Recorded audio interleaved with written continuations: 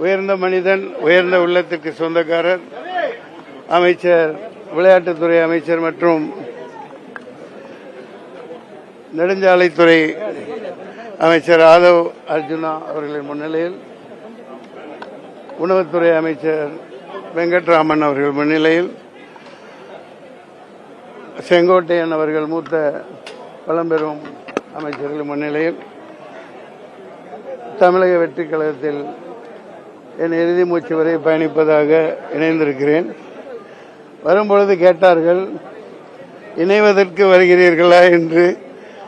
பிரிந்திருந்தால் தானே இணைவதற்கு.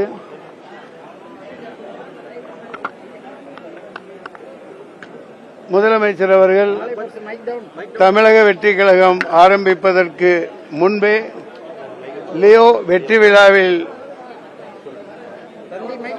ஜவஹர்லால் நேரு ஆடிட்டோரியத்தில் தி ஒன்லி ஒன் ஆல்டர்னேட்டிவ் தமிழகத்தின் நாளைய தீர்ப்பு என்று பிரகடனப்படுத்தியிருந்தேன். சந்திக்க இயலவில்லை. ஓரிரு நாளில் முதல்வரை சந்திப்பேன். அதிகம் பேச விரும்பவில்லை. பொதுச் செயலாளர் மிகவும் சிறப்பாக உரையாற்றினார்கள், தாங்கள் கேட்டிருப்பீர்கள். எனவே நாளைய தமிழகம், இன்றைய தமிழகம் எப்போதும் மிகச்சிறந்த முன்னேற்ற பாதையில் பயணிக்க, ஆண்டாண்டு காலம் வெற்றியை நோக்கி பயணிக்க முதலமைச்சர் ச. ஜோசப் விஜய் அவர்களின் கருத்தை வலுப்படுத்துவேன். நன்றி. இதுக்கப்புறம் இது ஒரு கேள்வி தேவையா? முன்னேறி போய்கிட்டு இருக்கோம். அப்படி இல்ல மனம். நான் இதுவரைக்கும் அதுக்கு தானே பதில் சொன்னேன்.